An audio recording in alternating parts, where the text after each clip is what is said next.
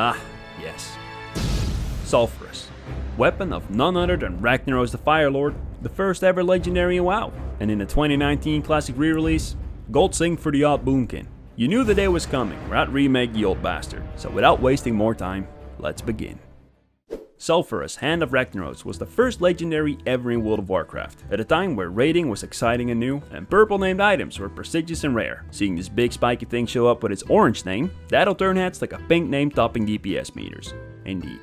This thing was special, extremely special. And being so special, it's only natural that its name in the game files is Hammer Two-Handed Standard E. I'm not the man to judge you, Blizzard, so long as it does not end in final for real, ASDFG, new version, capital letters, updated, I don't feel that I'm in any place to criticize naming conventions. Anyway, as with some of the other weapons I've remade, I'm not the first to do it. As most of you will know, Blizzard themselves remade Sulfuras back in Cataclysm for the Firelands raid. And I think many of you will agree with me when I say that they actually did a pretty damn good job of it. As old as it makes me feel though, by now, that is nearly 13 years ago. WoW's visuals have progressed tremendously since then. So I figured I'd pick up my pen as an artist and see what it might look like, remade for WoW in 2024. In doing so, I'll principally be working off the original 2004 design. However, I don't want to delegitimize the Cataclysm remake. So in those cases where I feel like the modern day fidelity requires some updated design elements, I will be drawing to some extent, on the Firelands version to do so.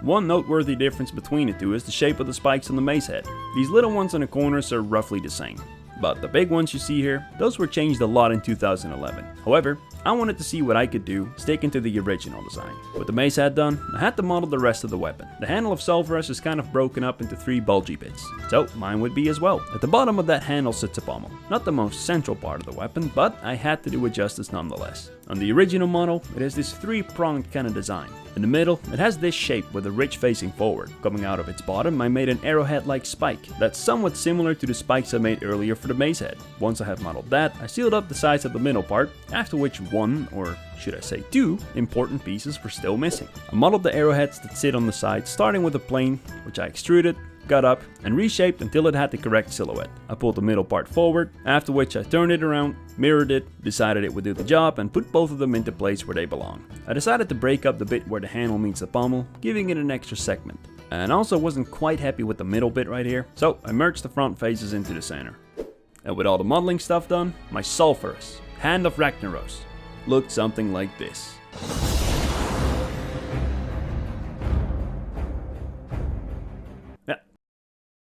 My mesh was finished, after which it was time to texture it, but I first had to unwrap it. To squeeze the most out of my pixel budget, I of course would make nearly the whole texture mirrored left and right, making those parts share the same bit of the texture. However, in order to keep this subtle, I made an exception for these little rims, allowing me to paint different details on either side. Additionally, I made 2 variants of these big spikes, and distributed them so that, whether you're looking from the side or the front, the 2 facing you will be different to one another. I also did not mirror this top spike, so that I could paint one side lighter than the other to bring out its arrow shape.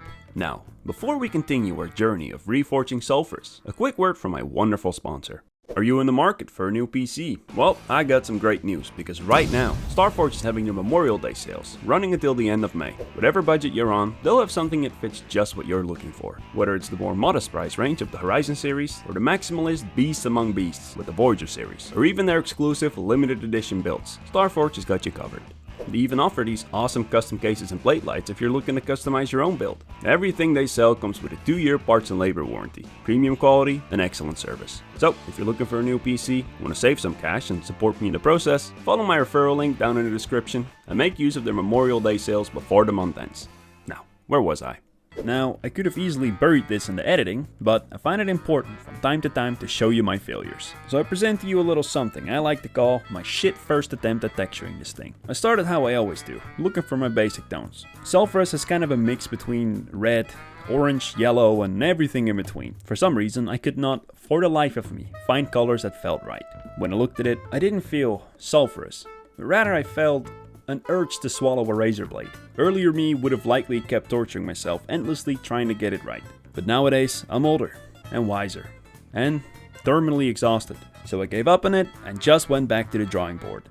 Before repainting, I made some tweaks to the silhouette. As I mentioned before, I was committed to the original style spikes. However, I made a small tweak, borrowing an element from the newer Sulfuras and adding some little side spikes to the big spikes in the mace head. I also generally tweaked the proportions a bit after it was time for round 2.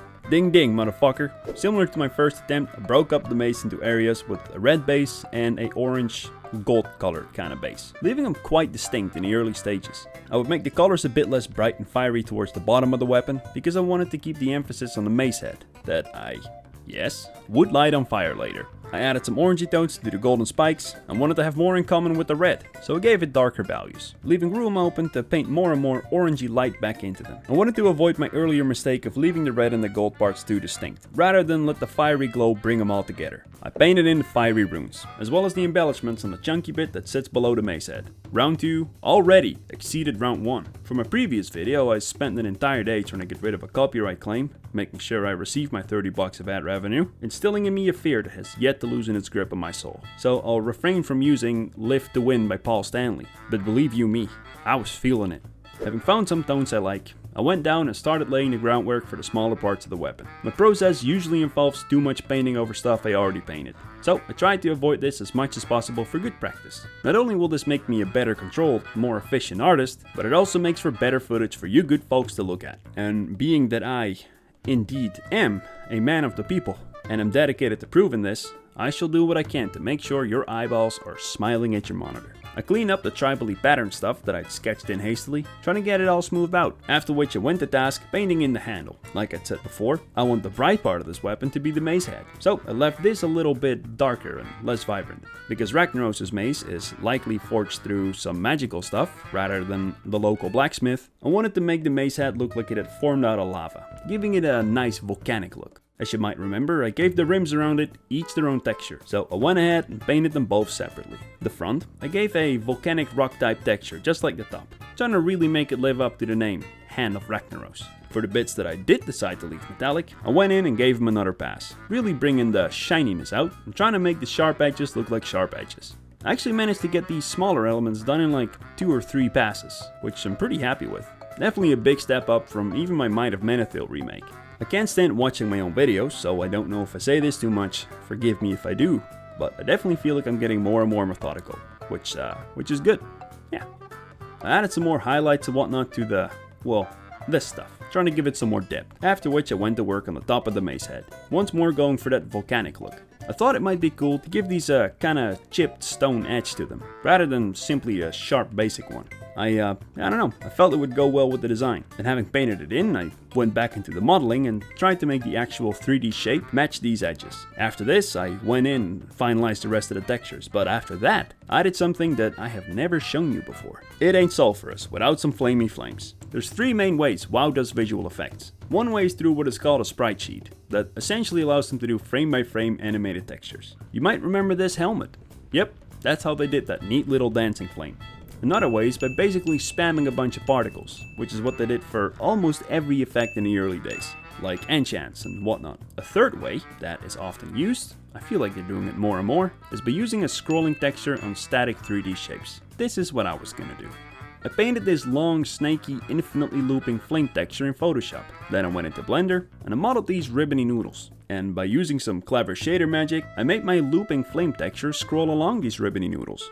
In order to make these flames fade out towards the ends, I created a second texture layout, which would be used by an alpha map. To explain it in basic terms, the wider a part of the model is in this alpha map, the higher the opacity of the texture will be in that same part of the model. In my case, the scrolling flames. Afterwards I did basically all the same stuff with a second larger texture that I ripped straight from WoW, because why not? The second layer would serve as bigger sheets of flame underneath these little lickety flame noodles, creating a more complete effect. Then finally, I created an emissive map for Sulfuras itself, which together with these 2 other components would result in a nice flamey mace. As always, thank you to all my amazing supporters. Shout out to the newcomer, Mira Casardas, and special shout out to the Ultra Mega Chats, Tombo Jimbo, Dinkeldork, and Flora. You guys are awesome. Taste the flames of Sulfuras!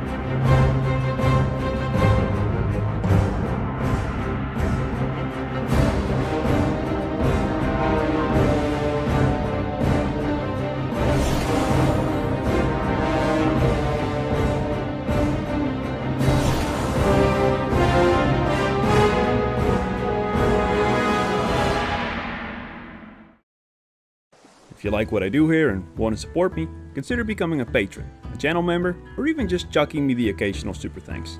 It seriously helps me a lot. And yeah, thanks for watching. Bye.